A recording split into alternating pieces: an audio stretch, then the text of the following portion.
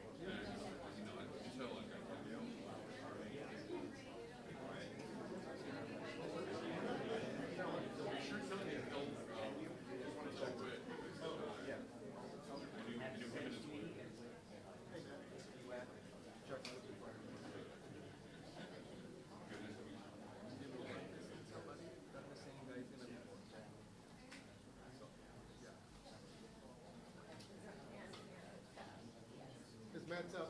His mic's up.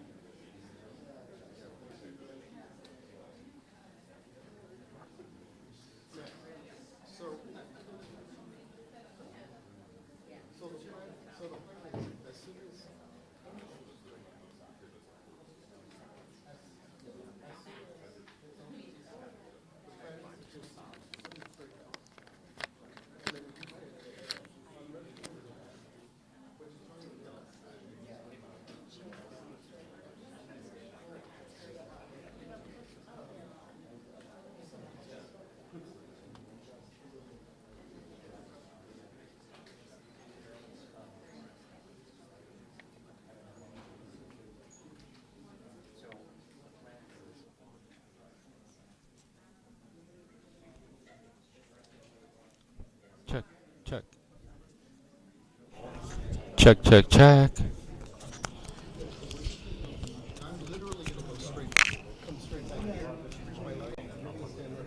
Check one, check one, check one.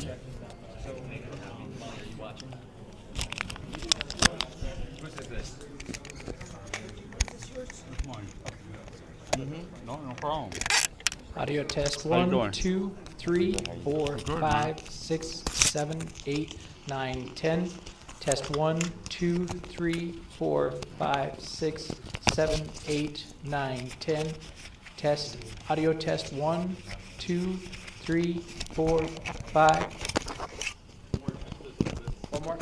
Test 1, 2, 3, 4, 5, 6, 7, 8, 9, 10. Test 1, 2. Matt, it's gonna be something. It's gonna be something like this.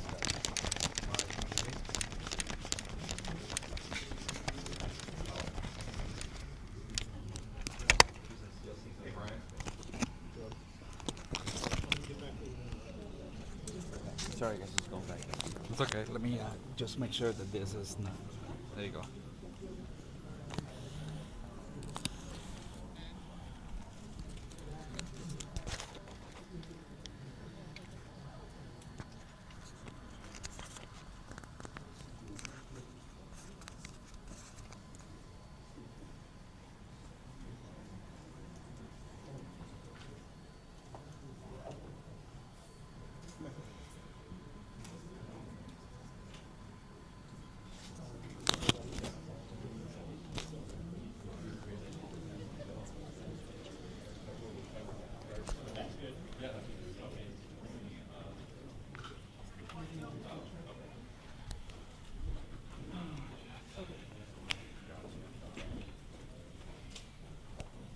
Excuse me, guys.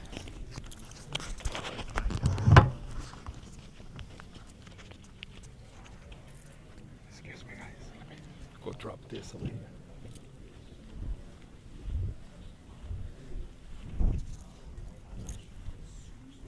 Yes, I understand.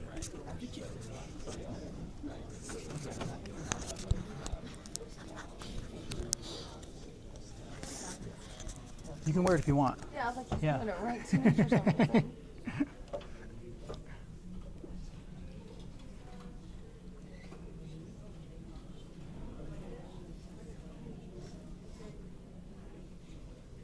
Yes, probably.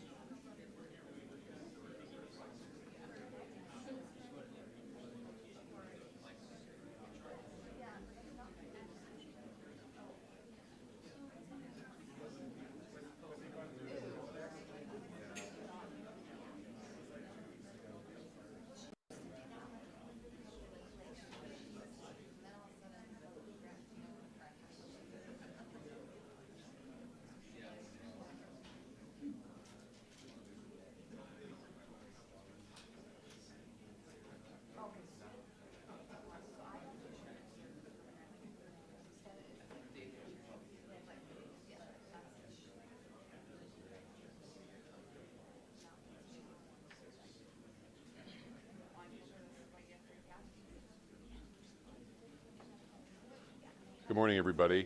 Don't go live yet. We're going to be a little bit delayed. We're in the process of not only filing the documents, but also printing them so that you have hard copies. Since it's so close to the news conference, we want to print as many as we can, and we're also going to be posting it when it is filed. But unfortunately, that means that the news conference is going to be delayed probably another 10 minutes or so. So we just ask for your patience as we continue to get that process going and completed so that we can continue and Jeff can appear before you.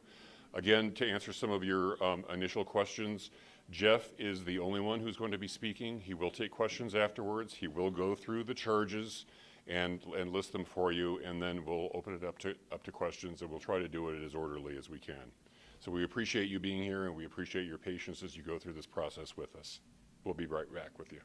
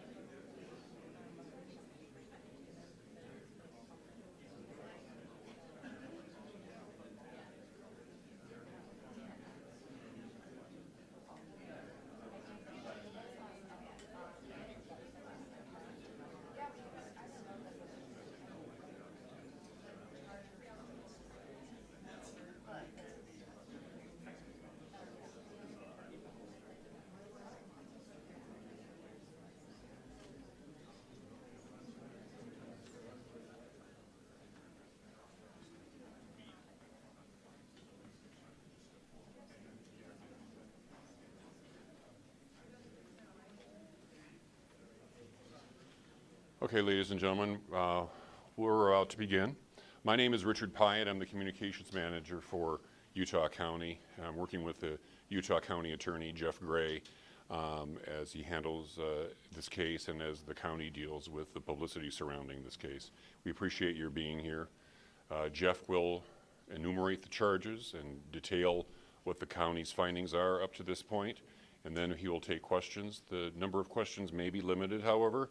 I may cut it off. I may assist him in helping to pick the people who are asking the question. We just ask that you keep the questions to the process of what we're talking about and refrain from asking questions that speculate or get into the political dynamic of the case.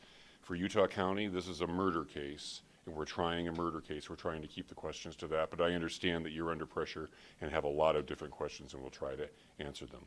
We're joined today by our sheriff and our prosecution team and our county commissioners. Jeff is going to be the only one speaking right now, and I'll introduce right now County Attorney Jeff Gray.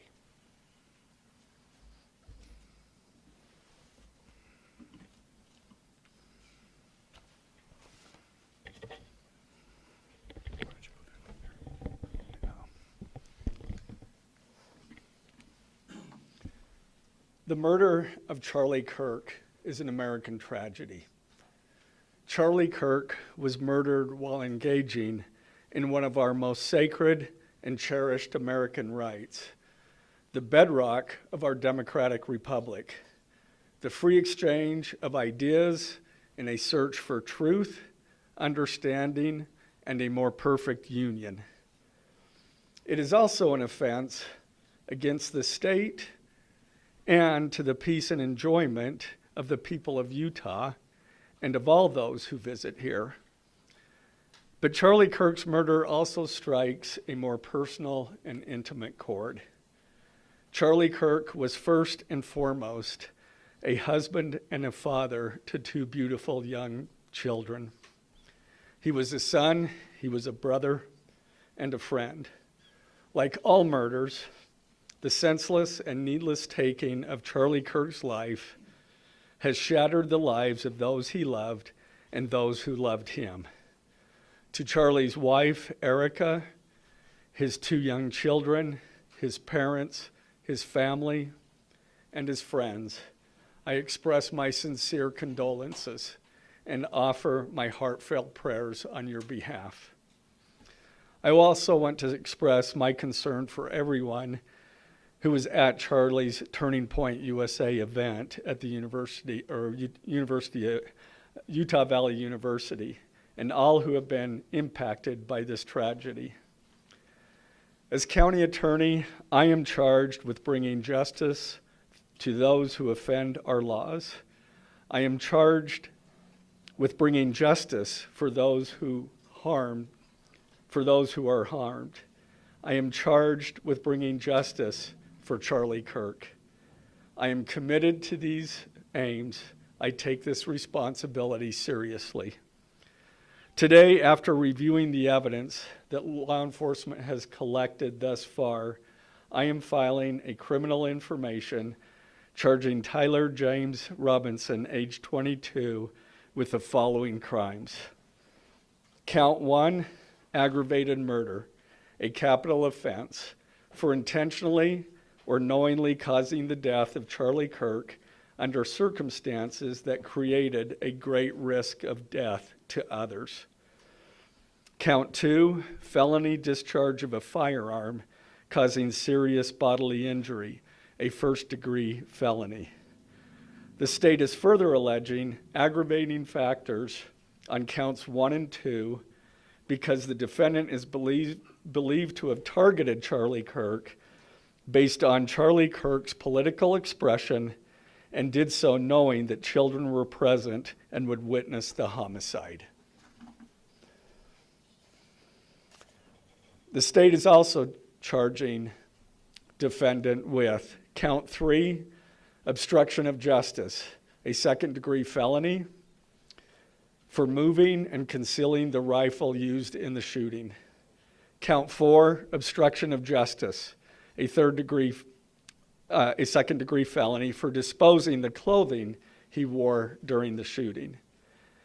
Count 5, witness tampering, a third-degree felony, for directing his roommate to delete his incriminating texts. Count 6, witness tampering, a third-degree felony, for directing his roommate to stay silent if police questioned him. And count 7, commission of a violent offense in the presence of a child, a Class A misdemeanor, for committing homicide knowing that children were present and may have seen or heard the murder and did so based on Charlie Kirk's political expression. Also, following the press conference, I am filing a notice of intent to seek the death penalty. I do not take this decision lightly, and it is a decision I have made independently as county attorney, based solely on the available evidence and circumstances and nature of the crime. Because we are seeking the death penalty, the defendant will continue to be held without bail in the Utah County Jail. Turning to the 10-page information, these are the allegations. On September 10th, 2025, at approximately 12:23 p.m., Charlie Kirk was shot and killed while speaking to a large crowd on the campus of Utah Valley University in Orem, Utah. Police found the suspected murder weapon, a bolt-action .30-06 rifle, nearby. Over the next approximately 33 hours, police conducted a manhunt for the shooter until the evening of September 11th, 2025, when Tyler James Robinson surrendered to police at the Washington County Sheriff's Office. DNA consistent with Robinson was found on the rifle's trigger. After shooting Mr. Kirk, Robinson hid the gun, discarded the clothing he wore when he fired the rifle, and told his roommate to delete incriminating text messages and not talk to police. Children were present at the time of the shooting. The shooting. Turning Point USA, a nonprofit organization founded in 2012 by Charlie Kirk, organized a public outdoor event to be held at noon on September 10th, 2025 at UVU. The event was the first in a series of similar events to be held at college campuses nationwide. Mr. Kirk is a well-known conservative activist, famous for these type of events, where he discusses various political issues and debates with audience members. His events and comments have garnered a significant number of supporters and drawn the ire of many who disagree with his political views. The event at UVU was announced far in advance and garnered significant publicity and interest. Consequently, several hundred people attended. Mr. Kirk was interacting with a crowd before the event officially got underway. Then, at approximately noon, Mr. Kirk seated himself under a portable canopy behind a table and microphone. He began speaking to the crowd and fielding questions from attendees, a format Mr. Kirk commonly used at his events. Mr. Kirk allowed his questioners to approach a microphone positioned directly in front of him. Mr. Kirk's team members were very close to him on his right and left, as well as some behind his canopy and others at various close locations near him. The large crowd surrounded Mr. Kirk on three sides. Temporary metal fencing separated attendees from Mr. Kirk by only a matter of feet. Directly above and behind Mr. Kirk was the UVU Hall of Flags, an indoor walkway spanning several hundred feet with floor-to-ceiling glass windows which overlooked the plaza where Mr. Kirk was seated. People were in the walkway at the time of the shooting. Approximately 15 minutes into the event, Mr. Kirk was answering a question about mass shootings by transgender individuals when a gunshot rang out. The bullet struck Mr. Kirk in the neck. He slumped to the ground almost immediately. The bullet's trajectory passed closely to several other individuals beside Mr. Kirk, including the questioner who was standing directly in front of Mr. Kirk. Children were visible near Mr. Kirk's stage when he was shot. Mr. Kirk was rushed to a nearby hospital where he was declared deceased. The medical examiner's report is still pending. So UVU surveillance. So at the moment of the shot, a UVU police officer was watching the crowd from an elevated vantage point. As soon as he heard the shot, he began to scan the area for threats. Believing the shot came from a rifle because of its sound, he looked for potential sniper positions. He noted a roof area approximately 160 yards away from Mr. Kirk as a potential shooting position and rushed there to look for evidence. The suspected shooting position is adjacent to an open, publicly accessible walkway. To access the suspected location, a person must climb over a railing and then drop to the roof only slightly below. The UV officer climbed over the railing and down onto the roof. He then walked to the suspected shooting position and confirmed a clear shooting corridor between the position and Mr. Kirk's seat.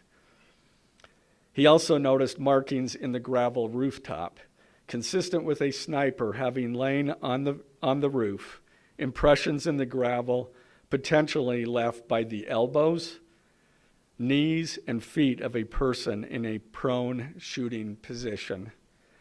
Police reviewed surveillance from the camera covering the roof and discovered that it recorded an individual dressed in dark clothing cross the railing from the public walkway and drop onto the roof at approximately 12:15 p.m. Although the individual moved out of the camera's view for a short time, the camera again captured the individual running across the roof and then low crawling to the area the UVU officer recognized as where the suspected sniper had dropped into a prone shooting position. After a short time, which matches the known time of the shot, the individual arose and ran across the roof to the northeast. This discovery led to an intensive review of UVU surveillance recordings to attempt to track and identify the suspect. Surveillance revealed the following. At approximately 11:51 a.m., the suspect entered campus from the north. He is seen wearing a black shirt with an American flag in the center, a dark baseball cap, and large sunglasses. Throughout the surveillance, the suspect keeps his head down and rarely raises his head enough to get a clear image of his face. As he proceeds across the campus, he is seen walking with an unusual gait. The suspect walks with very little bending in his right leg, consistent with a rifle being hidden in his pants.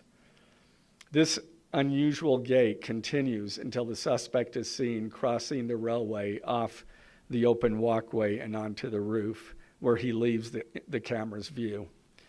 A camera later captures the suspect as he runs across the roof to the suspected shooting position.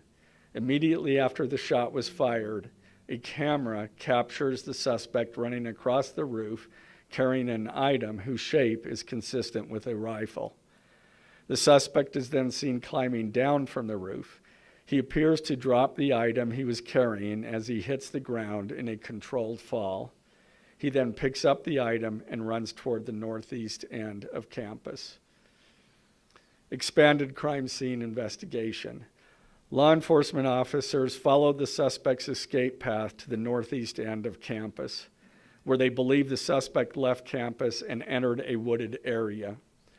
In that wooded area, investigators found a bolt-action rifle wrapped in a towel.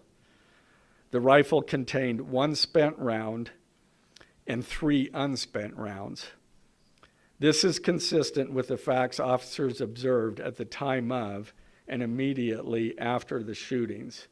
No shell casings were found on the roof, suggesting a bolt action rather than an auto-loading weapon, and only a single round was fired.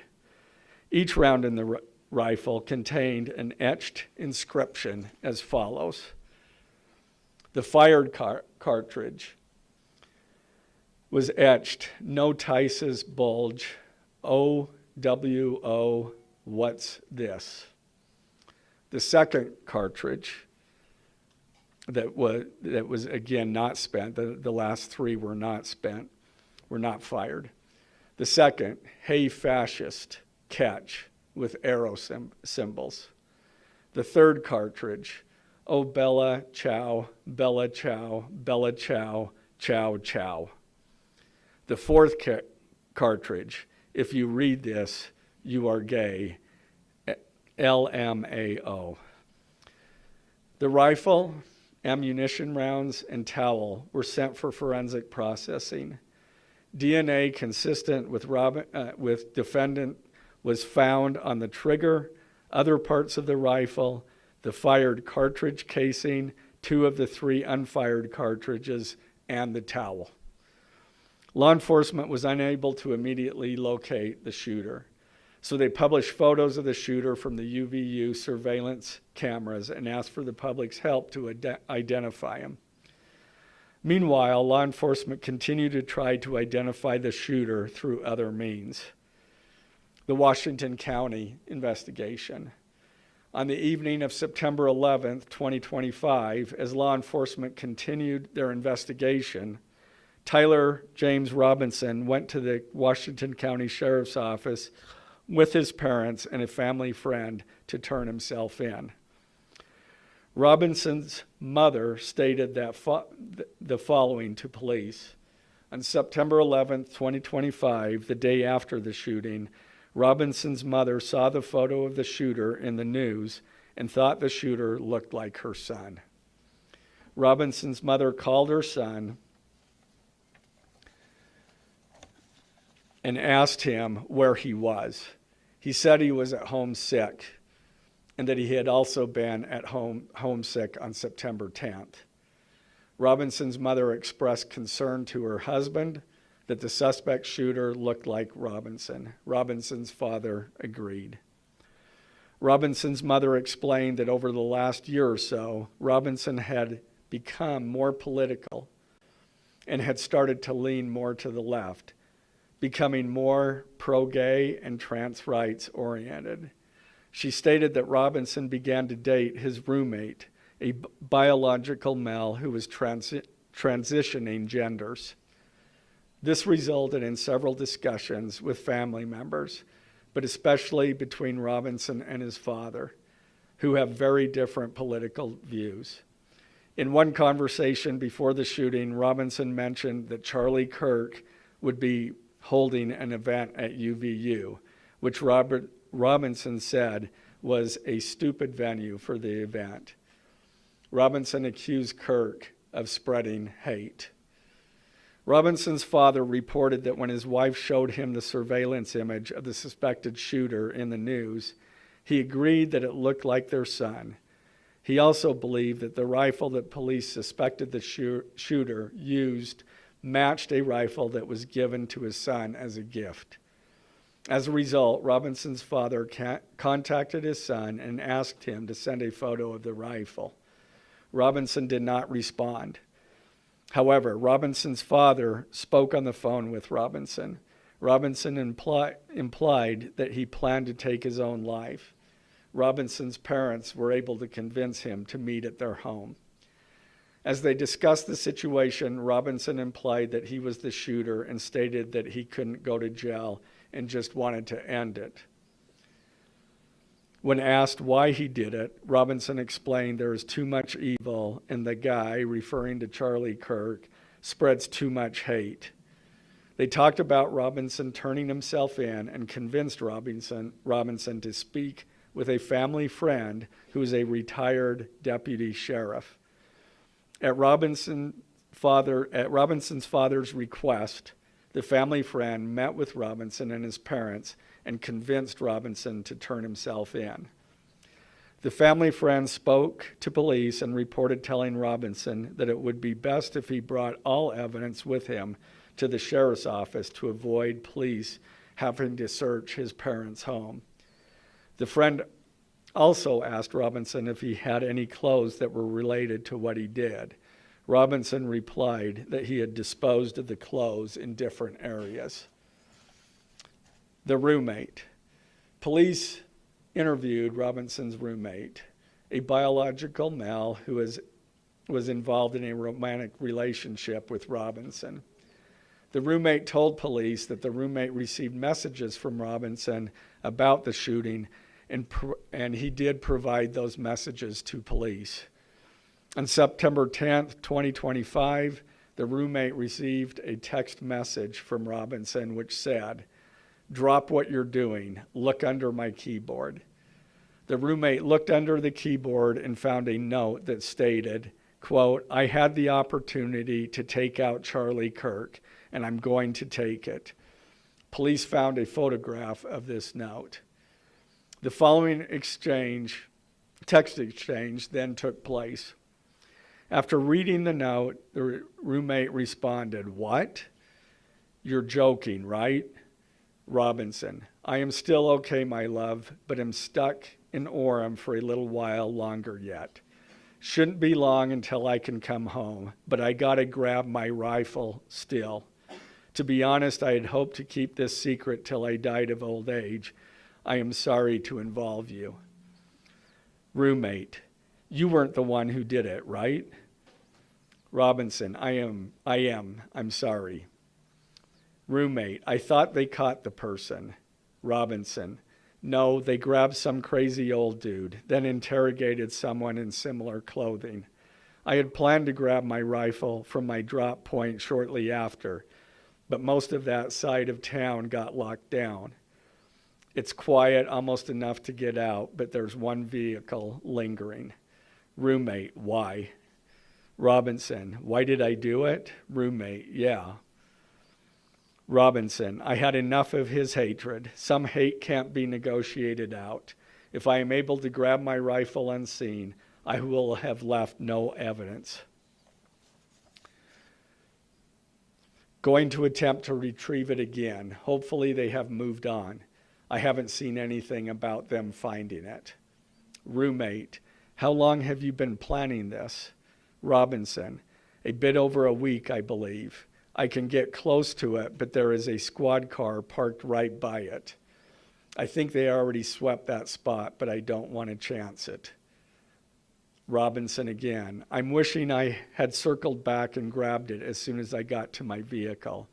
I'm worried what my old man would do if I didn't bring back Grandpa's rifle. IDEK if it's had a serial number, but it wouldn't trace to me. I worry about prints. I had to leave it in a bush where I changed outfits. Didn't have the ability or time to bring it with. I might have to abandon it and hope they don't find prints. How the F will I explain losing it to my old man?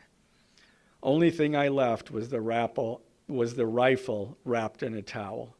Remember how I was engraving bullets? The F in messages are mostly a big meme.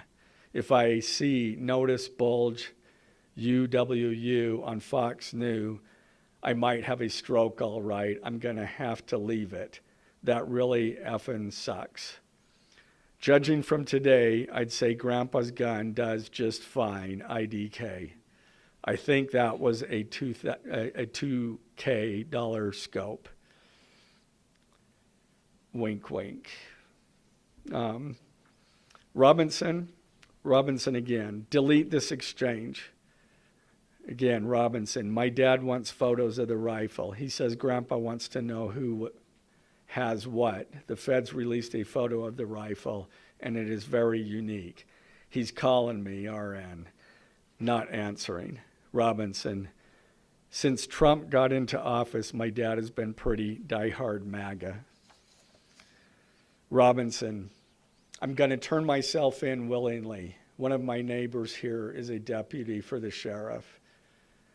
Again, you are all I worry about, love. That came from Robinson. Roommate, I'm much more worried about you. Robinson, don't talk to the media, please. Don't take any interviews or make any comments. If any police ask you questions, ask for a lawyer and stay silent. The search for Robinson's residence. Police executed a search warrant on Robinson's residence. During that search, police discovered a shell casing with etchings like the etchings found on the shells in the rifle near UVU. Police also found several target boards with bullet holes in Robinson's home. Now, as I stated in the beginning, when I read those allegations, these are allegations. And like the evidence set forth in this statement, those allegations, what you've heard from the media, even from state and federal officials, has not been tested in the crucible of a jury trial. I understand the public's desire to know the facts. My own family members have pressed me for information. Why are we reluctant to share the details of the investigation itself and comment on the case? Because I want to ensure a fair and impartial trial. I became a prosecutor because of my love for the ideals of this great country and the principles embedded in our Constitution. The free exchange of ideas and opinions is critical to this great American experiment, but so too are the protections afforded to the accused found in the Fifth and Sixth Amendments. The right against self-incrimination, the right to a speedy and public trial, the right to the effective assistance of counsel, the right to confront one's accusers, and the right to compel the attendance of witnesses. And perhaps most importantly, under our Constitution, the accused is presumed innocent until we, the state, prove to an impartial jury of defendant's peers his guilt beyond a reasonable doubt. That jury cannot rely on our allegations, on what they hear in the news, or on what they hear from a public official. The jury is the sole trier of fact, and they will ultimately determine those facts based on evidence a trial judge has determined is admissible. Again, as prosecutors, we bear the burden to prove guilt beyond a reasonable doubt. But make no mistake, we welcome this burden. I'd like to now introduce my trial team who will be charged with prosecuting the case. This is a veteran and expert team of some of the state's best trial attorneys. Chad Grunander, who is one of my two chief deputies, Ryan McBride and David Sturgill on the far right there. And those two were very much involved in preparing search warrants, did a phenomenal job, worked day and night to see that accomplished well after he was, Robinson was taken into custody. Also, Lauren Hunt, she is one of our special victims prosecutors, and Chris Ballard, my second chief deputy, who will be handling motions. I'm going to explain just the procedural steps. We're not a grand jury. We don't have a grand jury system like the federal courts do. It's a preliminary hearing system. So the arrest and filing of the criminal information are merely the first steps in the criminal justice process. Today at 3 p.m., the defendant will appear before a judge in the Utah 4th District Court for his first appearance to be informed of these charges and to ensure that he has an attorney to represent him. The hearing will be brief. The judge will conduct that first appearance virtually via WebEx. This is not unusual. In the 4th District, All felony first appearances for defendants who are in custody are held virtually. A link to that hearing is available for media on the Utah State Courts X account at Utah State Courts. Now, following defendant's first appearance, he will be entitled to a preliminary hearing. At that hearing, the state will be required to show probable cause that defendant committed the crimes.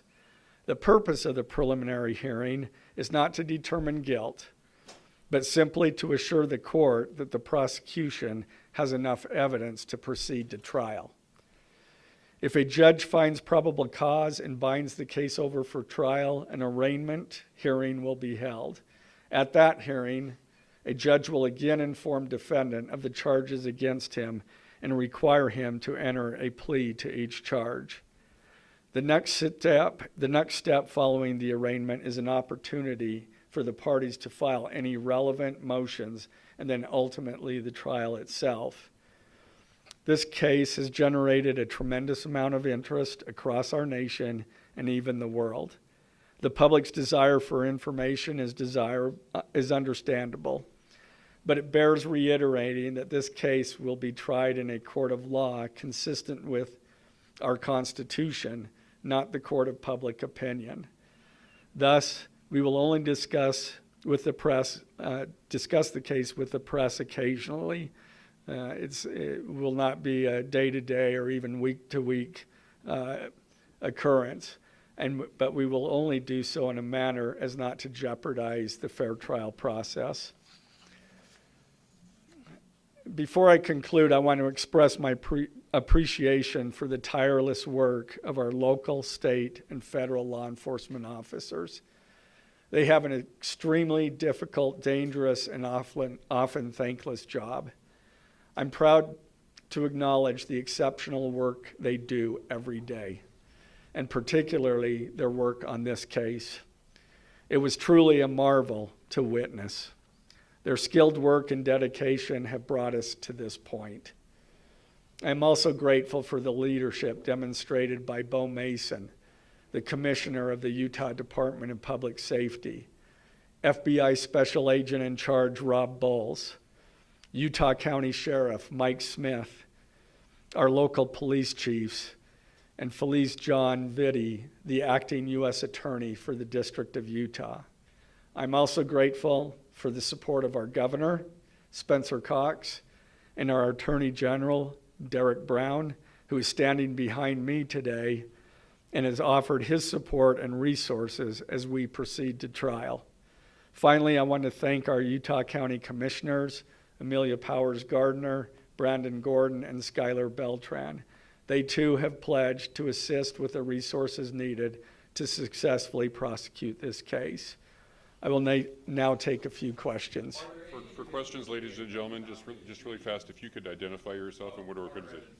Yes, thank you. Okay.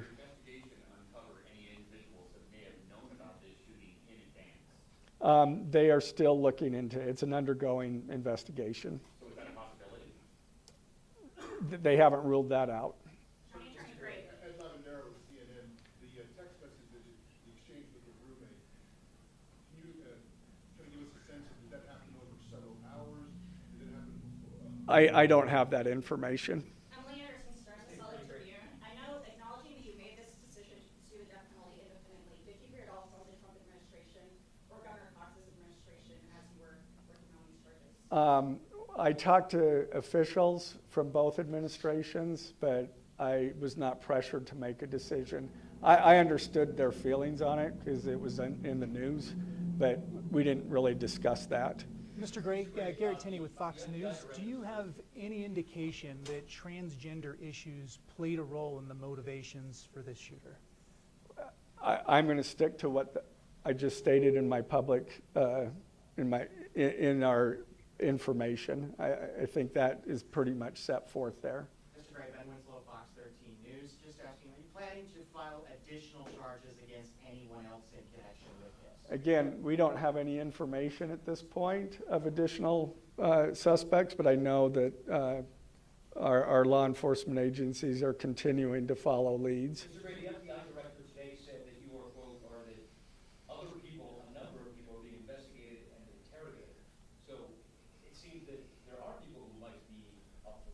Yeah, I'm not, The suspect was a lone wolf, or could this be part of a? I can't comment on that. I'm not aware of all their investigation. I just know that these agencies are continuing to investigate this case and follow all leads. Dennis Sophie with BBC News. Would like to know, how does this possibly interface with any federal charges? That's up to the feds. They have different charges, and they're reviewing the evidence. And after they review the evidence and the law, they could file charges, but I'm not privy to exactly what they're looking at. Dennis Sophie with the BBC. You spoke a lot about text messages with the roommate. The governor previously said the roommate is cooperating, but could we see charges against the roommate? Again, I'm not prepared to answer that question.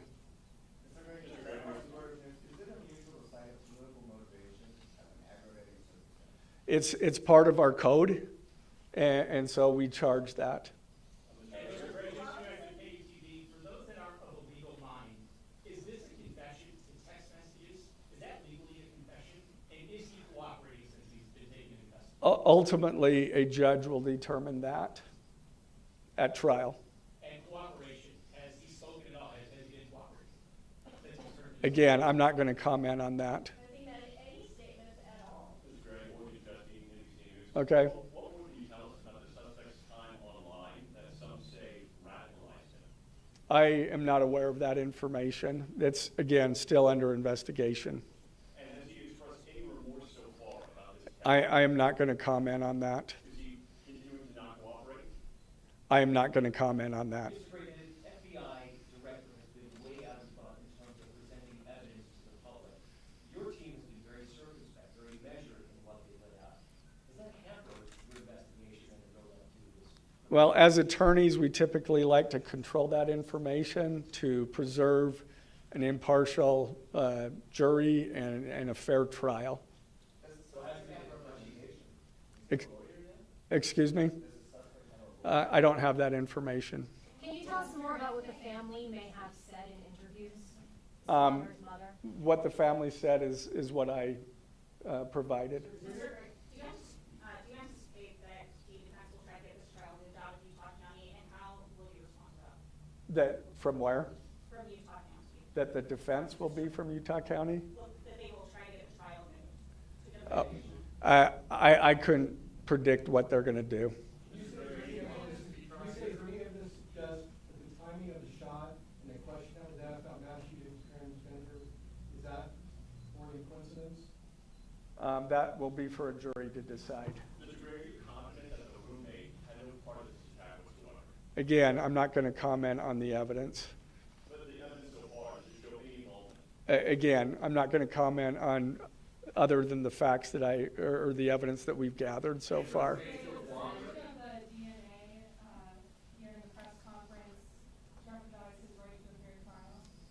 I don't believe so. This is part of a public document that we have to file as we file a criminal information. We have to file a probable cause statement.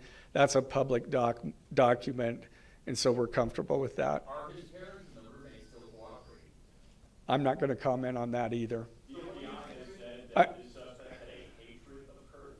What else can you share about that? I can't share any more than what I've already said. This was an incredibly precise shot. Do you have any evidence that he went places to practice or had tracked his movements before the shooting that's giving you insight into how he prepared? The evidence that I'm willing to share is what I just read in our statement, and it's in the Ladies and gentlemen, information. I'm afraid we're going to have to cut it off there. Okay. Yeah. Did you consult Eric and Kirk about seeking the death penalty? I'm not going to comment on that. Okay, thank you, ladies and gentlemen.